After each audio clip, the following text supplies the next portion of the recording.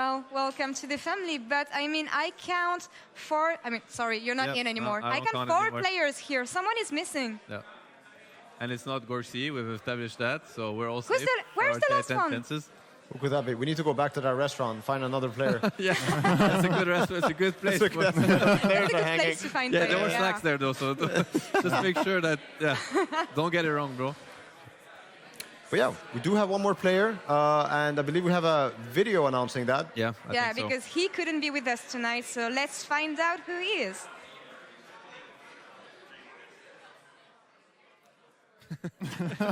Oh, that's awkward. I mean, we found out. Hello guys, it's MIDONE here, and I am feeling pretty excited for joining OG for this upcoming seasons for the next TI and stuff. I mean, we haven't qualified for TI, but I'm very excited to play with them, and I'm ready, so I can say. And that was sent from the OG prison, I mean OG boot camp. So MIDONE will be the latest member of the lineup. Can you tell us a bit more about him maybe, since he couldn't join us tonight? Yeah, so we needed somebody for the offlane, and for whatever reason we thought of MIDONE. Wait, what? I'm sorry. I mean, you have 3 mid players now. It's 3 mid players. That's the problem. They're gonna roll. Okay, who's gonna roll swap? You just roll the dice every time and you adapt? You've been lifting, right? Just go mid. We're gonna set the different. So no, but basically the way it ended up happening. I mean, MIDONE is an incredibly talented player. I think we could all testify. We all played against him. We all felt the pain. His playstyle is very similar to Sumail's, to Topias's, Johan's, and Martin's. It's quick, it's aggressive, it's impactful. It's just straight up good Dota. I mean, it's the simplest way to put it. He is a mid player indeed. I mean, he used to be, but his playstyle, that's also according to his own point of view. Now he's not here tonight to explain more, but he felt like his playstyle was very suited to the offlane role. Being an offlaner myself, I believe he's easily gonna, if it's not already the case, become one of the greatest offlaners. Like he's gonna outshine whatever I was able to do and whatever people are doing right now. He has the perfect mentality for that. And yeah, I mean, time will tell. Obviously, Dota will speak for itself. But there's going to be some really cool team dynamics to build from that. The fact that there's going to be 2 mid players, I assume, is going to be a nightmare for people to lane against these guys. Yeah. Mid players, they're known for the laning process. Yeah, I mean, I'm just happy that I'm just not part of. I don't get to play against it anymore. It's going to be scary for the other teams. That's how I look at it. But You're going to watch this mess from afar. Thompson, what do you think about your new lineup, your new teammates you're going to play alongside with? I'm so scared to play mid now. Every mistake I make is like MIDONE and somebody looking at me like, what are you doing, man? Open the replay. Just first thing is mid. I'm like, please don't judge me. I'm not very good. Johan and you, I mean, being the 2 only remaining member of the 2019 OG squad, how is this one going to be different? Like, what do you think are going to be the main differences between the roster you used to have and the new team you have now? I think the main difference, really, is going to be, it's heroes and playstyle.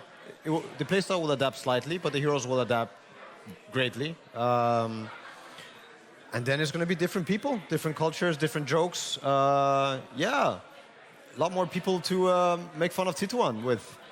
Yeah. Right. No.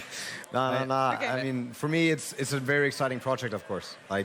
This is my life. Dota is my life, and I'm yet again blessed with incredible talent. I don't know how it always ends up happening, so I'm just thankful.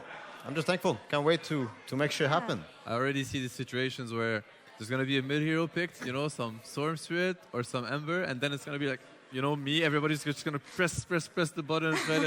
So we're going to have to find a way to balance that out, but overall it should be pretty cool. Do you see any challenges, like right now, on top of your head with this lineup? There are plenty of them, just like any team, really. I mean, the truth is there's a lot of talent, but it can also, if we all don't put our hearts into it, and the best we're capable of, to each other, to each and every one of us individually, this can easily be a sinking ship, but it's not going to be because we're going to make it otherwise, right? And we're going to make this something great and something successful and something that we're going to be happy evolving in. So it's just going to be really exciting. It's new sets of players, profiles. We're all going to be learning from each other's. Yeah. Old roster is something of the past now. There's no comparison to be drawn. It was cool while it lasted. It will always be happy memories, but now it's on to the future. It's going to be different in every single aspect, and that's a very positive and that's a cool thing. I think it's going to be a breath of fresh air for everybody. It's just going to be fucking great. Like, what can I say? One more thing, I guess this is going to be better. Yeah. That's what it's always going to be. Always. Same but better. Yeah. How is that possible? Really looking forward to We'll make it work. Yeah. We're going to take questions from the audience now. Duncan Wardlow, first question. What is one ritual tradition that the old squad had that would be hard to explain to the new squad? Like some weird stuff you used to do before the games and you want to keep tradition, but then you can't get them on board maybe? That's a tough one. What would it be? That's a tough one, I guess. Wow. What is the darkest secrets of what kind of OG's rituals do we have? preparation? That Any are monkey rituals do you have? range, yeah, as a team. Oh. Nothing? I don't know. Yeah, I think it would be a challenge for everyone to beat this guy in ping pong. That's kind of everybody's goal in the team. And I guess that will be everybody's challenge if I had to pick one. Yeah. I'm just going to say I can't hear anything, so I'm just smiling. I can't do anything, dude. Are you good at ping pong? Thanks for being on. Yeah, I am. You are good at ping pong. You think you're better than him? I can go. I think so. You think there so? you go, there No, you I don't go. know. I don't All right, know. it's on. All right, it's on. It's on. I have another. Go ahead. These Thank guys God that got was about nothing ping on pong me. and not good. Bro, I've been practicing. Oh, really? I have another question, and it's maybe more for you and you, Notail, because Faxrian is wondering, how do you feel about building a new roster in these conditions in comparison to last time? I mean, last time was a bit rushed when you think about it. But you made the best out of it for sure, but it must be different when you have time to think It's about of course stuff. different. I think we're all in a funny... Yeah. Dota's in a funny place. The season's in a funny place. I do think it's... it could be better. Timing. But it's also not the worst. It's definitely been worse. Yeah, we don't have much time before the open qualifier, but it all depends on how you look at it. We might be in a bad spot if we're hoping to be the best in 6 days, because nobody can be the best in 6 days. But we're in a fantastic spot for becoming the team that we want to be before TI10. So, fine. I'm happy with boot camping tomorrow. So. I know people ask you that a lot, but there is no extra pressure for you coming back as the double TI winner. I mean, you don't let people's expectation get into your head, right?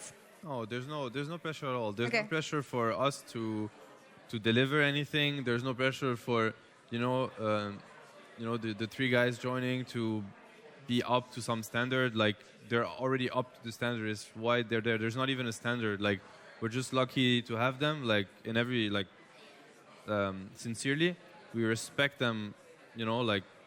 In every aspect of what they bring to the game, and we're just happy to have them, and we're looking forward to learn from them too. As we've said, and in that sense, no, there's no standard. I mean, we're going to ask each other to give the best that we can to the team, try our best. That's all you can ever be asked for. Seriously, that's already great. If we manage to do that, that's great, and whatever comes after is just going to be a positive consequence. No matter the result, no matter the journey, we're all geared up. We're ready for it. So yeah, whatever step comes. Step by step, one game whatever comes our way. after another. And I have a question for you, Notail, and I feel like many people have been wondering this. I mean, with you, Seb, stepping down, you're going to be leading the team differently now without Seb's guidance, if I may say. And yes, CSHM is wondering, do you think that your work will now be bigger as a leader? I view it more like Seb helping the team how he can is going to be even more beneficial. This is kind of what he was doing from the inside, so I feel like he was wearing two hats. Now he's going to be able to wear one hat, and you always wear one hat better than two. Two hats just look silly, right? So no, in that sense, I think there's going to be less work to do. And also more freedom, hopefully a less toxic offlaner. God. I was hoping we're gonna not gonna tackle that part. No, No. But Okay. yeah, of course, need Seb around. If Seb wouldn't be here, Dota would be missing the best brain that the game had. So we don't want that to happen, right? We need it. We need it, Seb. Saksa, tell him we need it. We need you. no, I mean, he's way too tall for me to argue with him. Like, okay, man, I'll do Too much pressure. whatever you need from me. I'll do it. Can't even move on.